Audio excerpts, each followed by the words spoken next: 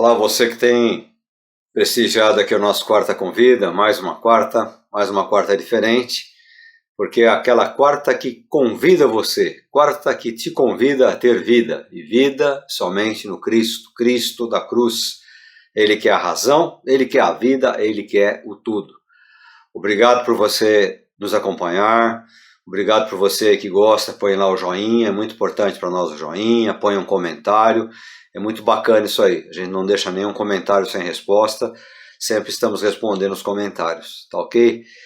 O assunto é a segunda parte, né? A primeira parte nós começamos aí na semana que passou, falando sobre igreja. Igreja é chato, né?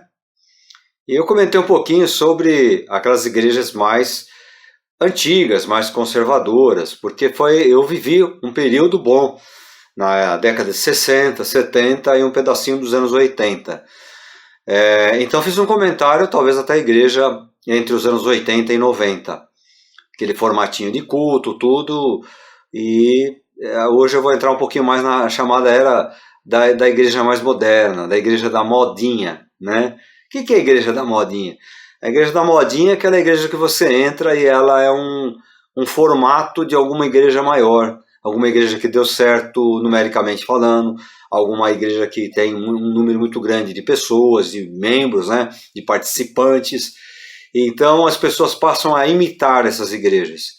E isso foi facilitado na década de 90 com o acesso mais fácil à mídia, né? Então a fita VHS, aquela antiga do videocassete, que às vezes a gente que está me assistindo nem sabe o que era, passou para o DVD. Então o DVD veio com uma qualidade melhor, então tinha aqueles musicais bonitos, gravados, musicais norte-americanos, musicais brasileiros, bandas muito boas brasileiras, qualidade de gravação excelente, grupos muito bons brasileiros que acabaram tendo mais oportunidade do que aqueles grupos mais antigos, Vencedores por Cristo, Som Maior, aqueles grupos mais antigos da minha época, né? Então, esses grupos mais atuais tiveram essa chance de se promover melhor, com uma qualidade muito melhor, que era a qualidade dos DVDs, né?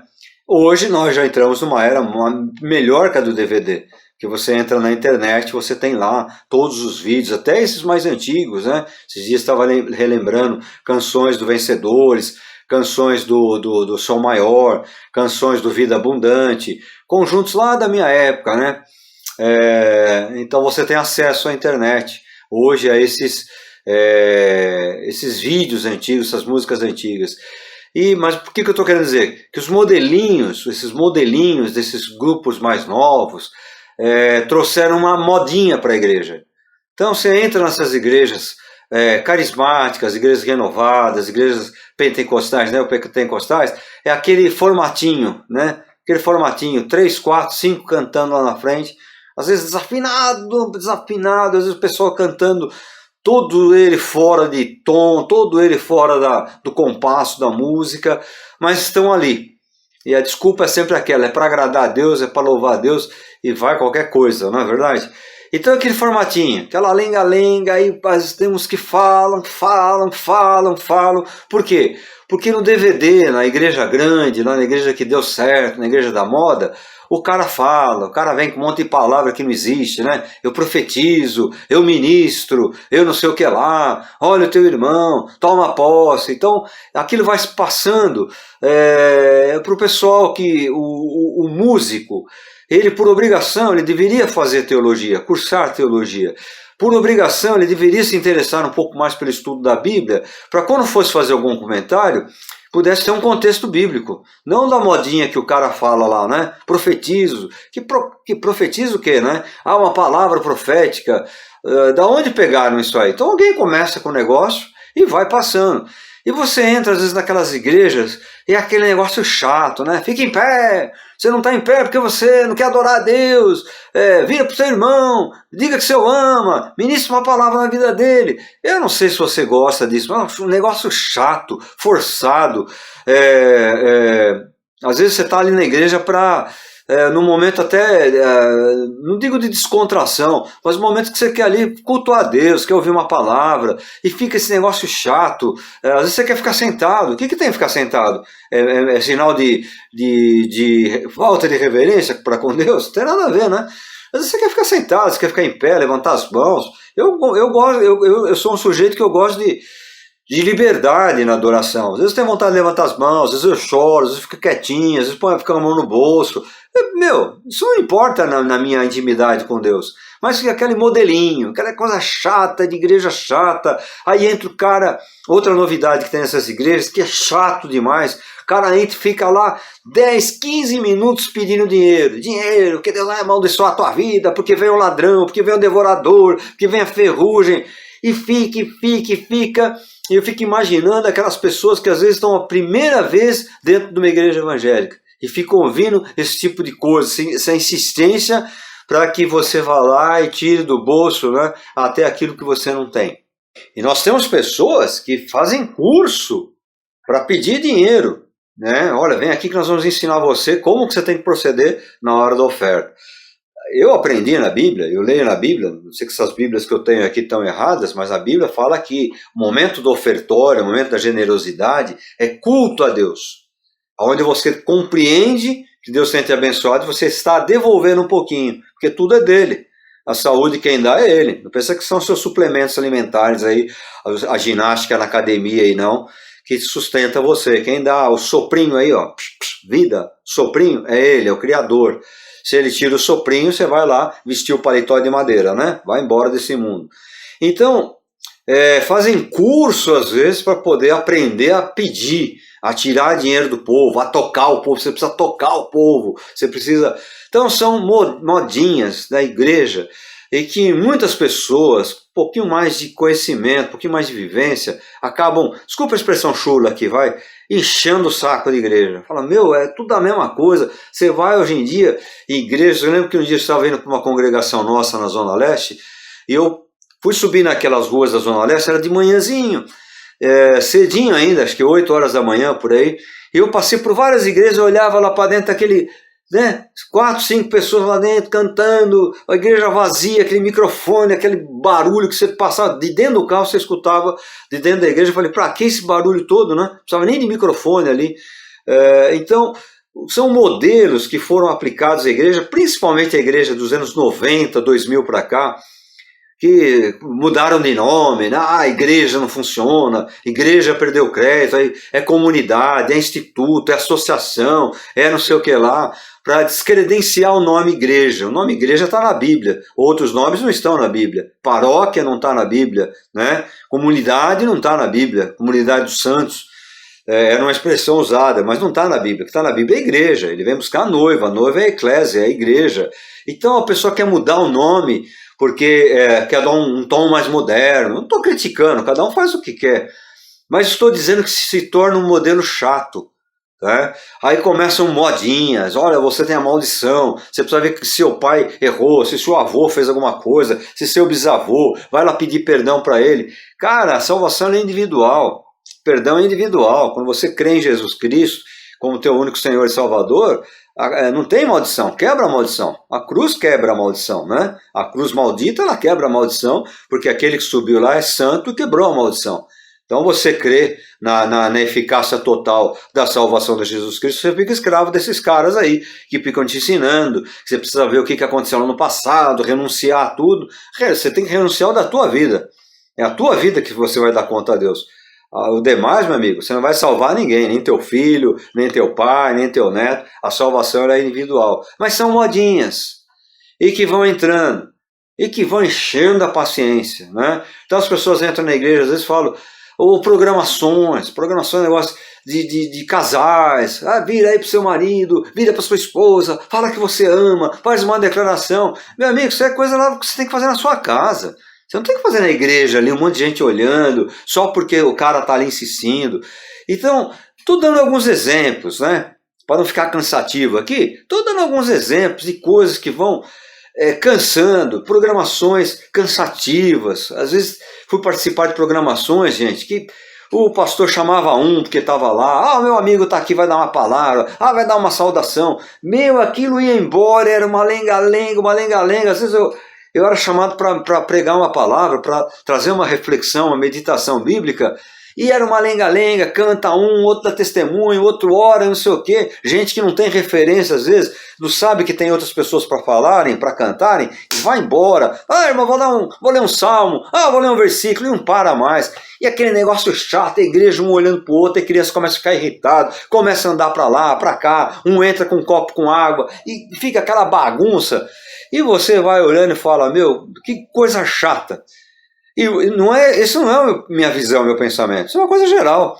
É que às vezes as pessoas não falam para ofender. Às vezes você convida algumas pessoas, vem lá na igreja, tal, vai ter uma participação, mas o cara por dentro, ele já foi em tanta igreja, viu tanta coisa assim, que ele não quer mais. Ele fala, eu vou lá, vai para casa sentado, 3 horas, ouvindo um falar a mesma coisa, outro fala a mesma coisa, outro vai, conta o testemunho. Quando o cara vai pregar, não tem nem tempo para pregar. Não sobrou tempo para ele repartir a palavra com as pessoas que estão lá. Então se torna uma coisa cansativa, uma coisa chata, uma coisa que ao invés de atrair as pessoas, acaba aquela lenga-lenga, aquele modelinho. Parece que sempre. Lógico, veja bem, nós batistas, nós temos a liturgia, e nós seguimos a liturgia. O que é a liturgia? É uma ordem do culto. Então a gente tem hora para orar, tem hora para apresentar uma criança, tem hora para apresentar uma família que está chegando. Nós temos um momento onde a gente tem a generosidade, onde a pessoa leva seu dízimo, a sua oferta, ou então, hoje em dia, tudo com Pix, com QR Code, tudo com depósito. Pouca gente usa ainda aquele negócio de colocar oferta lá, né, no ofertório, no gasofilaço. Pouca gente usa, mas a gente tem um momento, não tanto para receber oferta, mas para agradecer a Deus pela provisão que Ele tem dado. Então, aí você tem um momento para música, para cantar, para louvar a Deus através da música, que é tão gostoso e faz parte do culto. A música faz parte do culto, desde lá do Antigo Testamento, quando nas sinagogas tinham lá o momento de louvor. Os salmos, os terrims, são louvores a Deus, né? Então, você tem uma liturgia. A liturgia é a ordem do culto, é a estrutura do culto. E você não pode ter um culto sem liturgia, senão vira uma bagunça. Mas sempre aquele quadradinho e aquelas coisas, né? 4 lá cantando, desafinando e não sei o quê. E às vezes o cara está aprendendo violão e já vai lá tocar, porque não tem quem toca na igreja. E fica uma coisa, mas aquele arrasta. Aí você entra aquela coisinha, mesma coisa, e Deus vai te dar, Deus vai prometer. Sabe, acaba ficando uma coisa insuportável. E eu vou te dizer mais.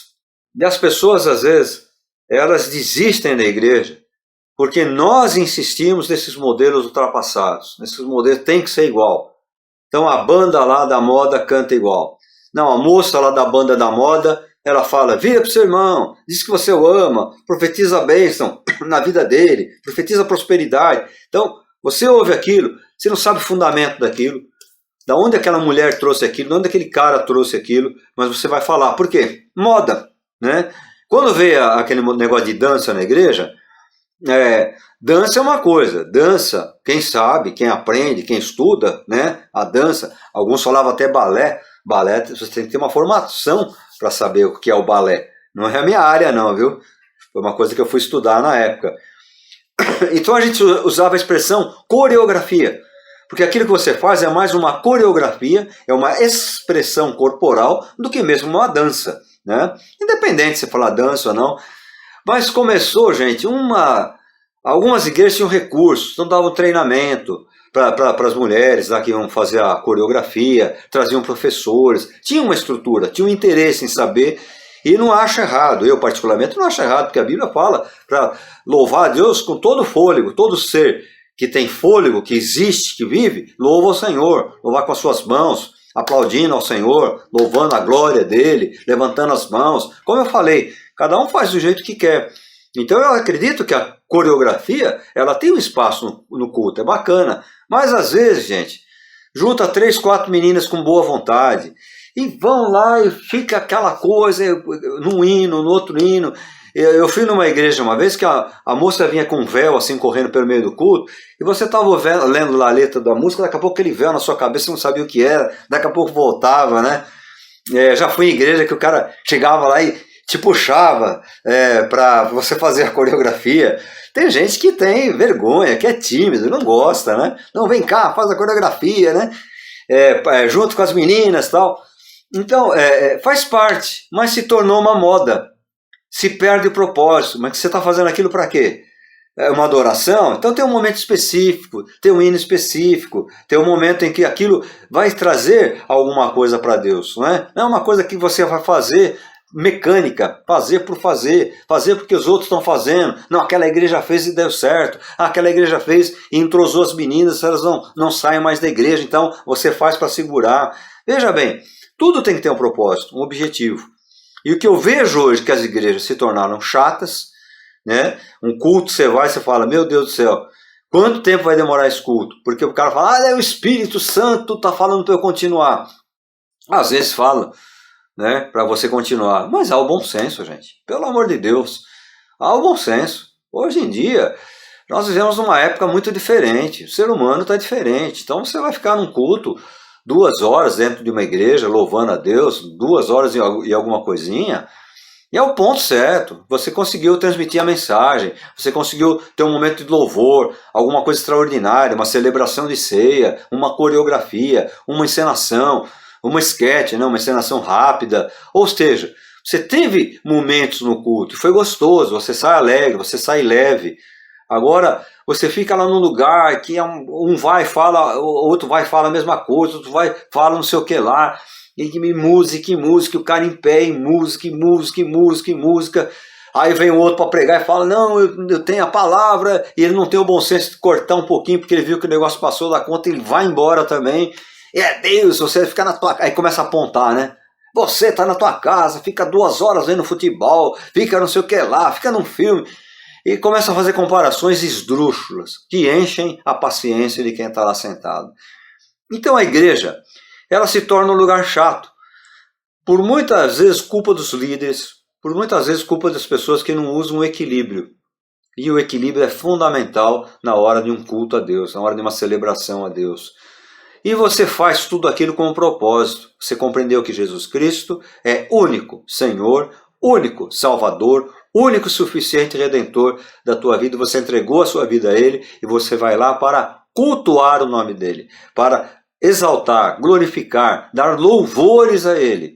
Ou você se reúne no momento de aprendizado. Então o momento de aprendizado é aprendizado. Não tem que cantar, não tem que fazer nada.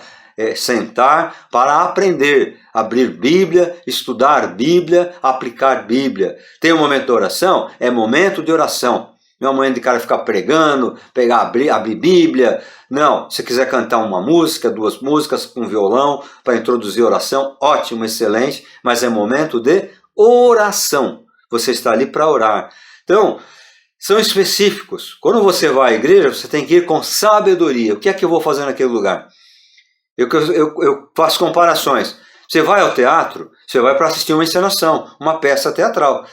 Lá não é um campo de futebol. Às vezes as pessoas vão ao teatro, eu vejo algumas pessoas que não sabem se comportar, né? E mesmo que seja uma comédia, alguma coisa que você está assistindo ali na encenação, mas ali é um teatro, é uma encenação. O cara que está lá, ele precisa de concentração. O ator que está lá, ele precisa de concentração. Então, às vezes toca um celular, às vezes o cara dá risada, às vezes o cara está comendo coisa, aquele barulho, né, de comida dentro do teatro. Falta de respeito. Lá é diferente, não é estádio de futebol. Você grita, que o cara xinga, que o cara pula, é diferente. Os ambientes são diferentes. Então, o ambiente igreja, ele é diferente. E quando você está num ambiente igreja, você sabe, você está ali para adorar. Não é questão de ficar quietinho, de ficar reverência, né? Como eu comentei no vídeo passado, né? A igreja lá tinha reverência, silêncio e reverência, reverência e oração, um negócio assim, que não podia cair uma agulha no chão que você escutava. São os exageros, os excessos, por isso que a gente busca o equilíbrio. Igreja tem que ser equilibrado, culto tem que ser equilibrado para ser um local agradável, o ambiente agradável, né? Tem igreja que enche de flor, parece cemitério. E tem gente que não suporta cheiro de flor, aquele pólen que solta. Então é uma flor, uma planta, é bonito, é bacana. Hoje agora a moda é dar uma escurecida nas igrejas, porque esse negócio de filmar, tal, precisa, tal. Tem igreja que exagera. Tem igreja que você vai e você pensa que é uma boate. Então, não há um equilíbrio. Pô, vamos dar uma escurecida? Vamos dar muito escuro, vamos dar uma iluminada. Tem um momento que você vai acender uma luz, você vai fazer uma leitura bíblica, acende a luz, apaga de novo, para que a pessoa fique concentrada lá na frente. Ou seja, as pessoas vão pela moda. Aquela igreja pintou a parede de preto, vão pintar também.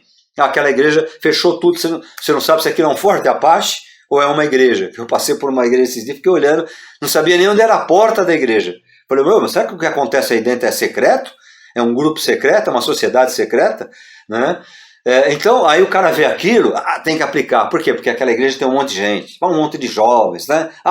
A igreja agora eu vou fazer o púlpito dessa forma, vou pregar usando tênis, vou pregar não sei o quê. Moda, vai trazendo a moda. E aquilo vai cansando as pessoas.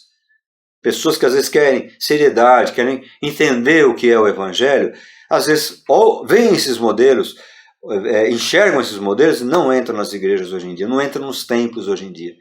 Então, quando eu falo igreja é chato porque os modelos são iguais, mas tudo na nossa vida é igual. Você levanta, você lava o seu rosto, você faz seu asseio, alguns tomam banho, você toma um café, ou um pouquinho de café puro, ou você come bastante no café da manhã, você almoça, você tem que dormir. A vida, ela é ciclo. Ciclo é chato. Você come, você tem que ir ao banheiro, você não pode comer e não vai ao banheiro, né? Você tem que usar o banheiro.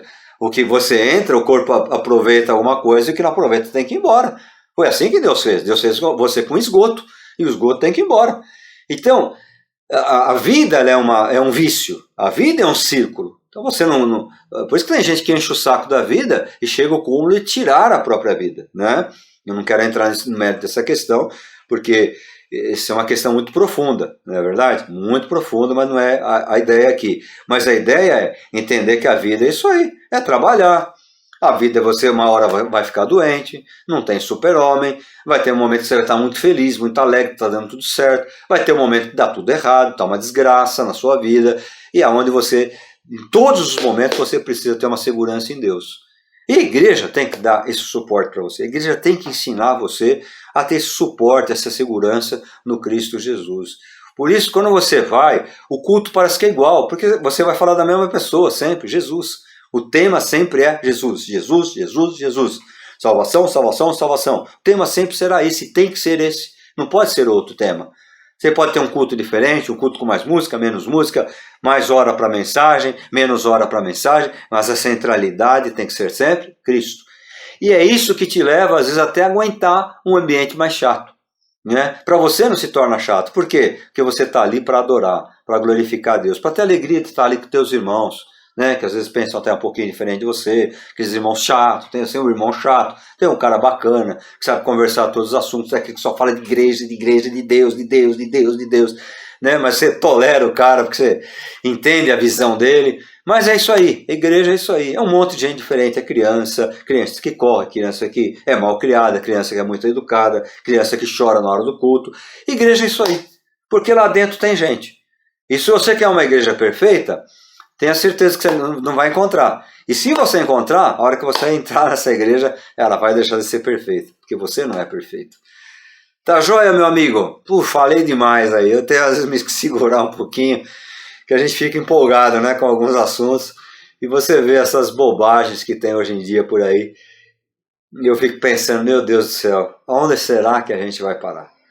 Aonde será que a gente vai parar? A igreja tem que ser um local gostoso, um local que você entra e tem prazer, né? Você sente alegria em abraçar o seu irmão, tem um espacinho lá para você conversar, tem um espaço lá para você cultuar, o momento de você ficar quieto, o momento de você levantar a mão, o momento de você aplaudir, o momento de você dar glória a Deus. Isso é tão gostoso que você está na liberdade do Espírito de Deus, e é bom demais quando você cultua a Deus na liberdade do Espírito. Quando você está no estudo, você tem liberdade para perguntar, para dar sua opinião, e é assim que a gente vai aprendendo um com o outro. Isso é igreja. E a igreja é chato? Não, ela é gostosa. Quando você entende que você está lá com um único motivo, um bom motivo, que é exaltar e glorificar o teu Senhor, o teu Salvador Jesus Cristo. Se você não tem Ele ainda como Senhor e Salvador da sua vida, procure dentro da Escritura Sagrada, procure alguém para te mostrar o caminho da salvação. Não é um caminho particular, é o caminho da Escritura. E quem vai te dar esse caminho é a Escritura Sagrada, a Bíblia Sagrada. Até o próximo Quarta com Vida. Jesus te abençoe, Jesus guarde você, guarde a tua vida, a tua família. Jesus abençoe o teu ganha-pão que nunca falte o pão sobre a tua mesa, o teto sobre a sua cabeça, que nunca falte a saúde para você trabalhar, para você andar, para você ter um momento de lazer, para você ter um momento para a igreja cultuar o Senhor. Jesus te guarde com muita segurança, cubra a tua vida com toda a paz, com toda a saúde e com toda a sorte de bênçãos. Amém.